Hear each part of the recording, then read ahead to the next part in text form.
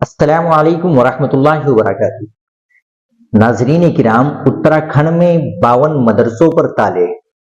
صدر جمعیت علماء ہند مولانا محمود اسعد مدنی کی ہدایت پر جمعیت علماء ہند کے مرکزی وفد کا دورہ۔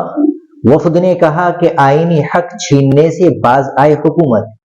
جمعیت علماء ہند کے ایک مرکزی وفد نے ناظم عمومی مولانا محمد حکیم الدین قاسمی کی قیادت میں دہرادون کا دورہ کیا اور اتراکھنڈ میں مدارس کو بند کرنے کے معاملے میں متاثرہ مدارس اور ان کے ذمہ داران سے ملاقات کی۔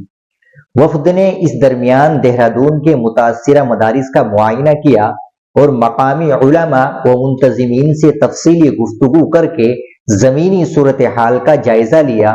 وفد نے مدرسہ انوریہ حیات العلوم دہرادون اور مدرسہ ابو بکر صدیق چھوٹا بھارو والا دہرادون کا بھی معائنہ کیا، جو مکمل طور پر سیل ہے اور اس کے مرکزی گیٹ پر سرکاری تالا لگا ہوا ہے۔ ان مدارس کے ذمہ داروں نے درپیش مشکلات اور قانونی پہلوؤں سے آگاہ کیا۔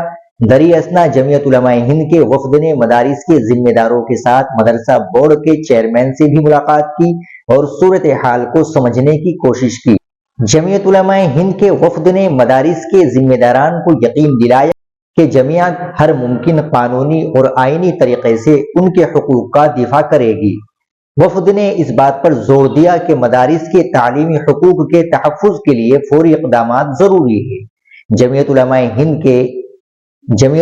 ہند ایک تفصیلی رپورٹ مرتب کر رہی ہے، جس کی روشنی میں صدر جمعیت علماء ہند مولانا محمود اسعد مدنی کی ہدایت کے مطابق آئندہ کا لائحہ عمل طے کیا جائے گا۔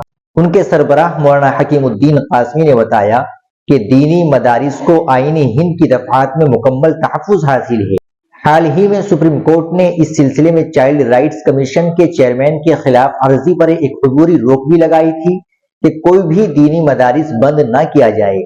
اس کے باوجود معمولی بہانے بنا کر اتراکھنڈ میں مدارس پر تالا لگانا فکر بندی کا باعث ہے۔ سب سے حیرت کی بات تو یہ ہے کہ اس سلسلے میں مدارس کے ذمہ داروں کو کوئی تحریری نوٹس بھی نہیں بھیجا گیا۔ ہم یہ سمجھتے ہیں کہ حکومت قانون چلانے کے لیے ہے، نہ کہ لوگوں کو پریشان کرنے کے لیے اور ان کے حقوق کو غصب کرنے کے لیے ہے۔ اس لیے اتراکھنڈ حکومت اپنے اقدام سے باز آئے۔ اس وفد میں جمعیت علماء ہند کے مرکزی دفتر سے ناظم عمومی کے علاوہ مولانا مفتی ذاکر حسین قاسمی، حافظ محمود اور مقامی یونٹ سے مولانا نسیم الدین صدر جمعیت علماء دہرادون اور دیگر لوگ شامل تھے۔